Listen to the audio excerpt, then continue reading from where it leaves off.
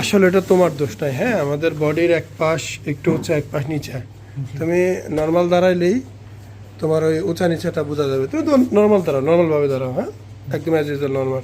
তুমি নর্মাল দাঁড়ালে তোমার এই শোল্ডারটা উঁচা হয়ে যায়, এটা খুব স্বাভাবিক। এটার জন্য আমাদের চেস্ট মাসেলও কিন্তু একটু কম বেশি আছে, এটা জানো? চেস্টে একটু চাঞ্চা আছে।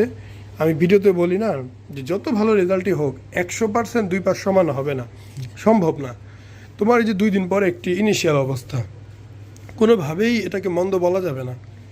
কারণ এখনও শুকাবে, কিছু ফ্যাট আসবে, হ্যাঁ, আস্তে আস্তে ঘাগুলো শুকাবে, সব কিছু মিলে টাইমের ব্যাপার। গতকালকে এই সময় তুমি অপারেশন রুমে, মনে আছে? আর আজকে তোমার এটা খুলে দিলাম, তুমি চলে যাবে, যাও।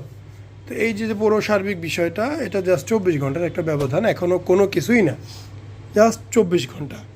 24 ঘন্টা। এখন আপনারা বলতে পারেন ভাই এখানে ডাবানো, এখানে লাল, তো এখানে কালো। ভাই রে, একটা মশায় কামড় দিলে একটু সময় লাগে, চুলকায়। পিঁপড়া কামড় দিলে ফুইলা যায়, মধুর মাছে কামড় দিলে 7 দিন ফুইলা থাকে চেহারাটা। আর এত বড় একটা অপারেশন, মানে কোন সেন্সে আপনারা বলেন যে 1 দিন 2 দিনেই সব ঠিক হয়ে যাবে?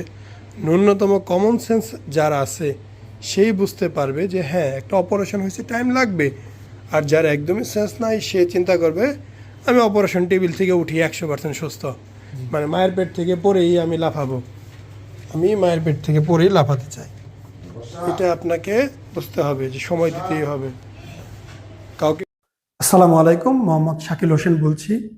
2017 সাল থেকে আমরা গাইনোকমার্সি নিয়ে নিয়মিত কাজ করছি এবং ভিডিও প্রকাশ করছি। এই চ্যানেলে যারা নতুন এসেছেন, আপনাদের কাছে অনুরোধ থাকবে আমাদের এই চ্যানেলটি আপনারা ভালোবাসা দিবেন এবং সাবস্ক্রাইব করবেন। এবং যারা অলরেডি সাবস্ক্রাইব করেছেন তাদেরকে অসংখ্য ধন্যবাদ। আপনারা কমেন্টের মাধ্যমে আপনাদের মতামত জানাবেন। ধন্যবাদ।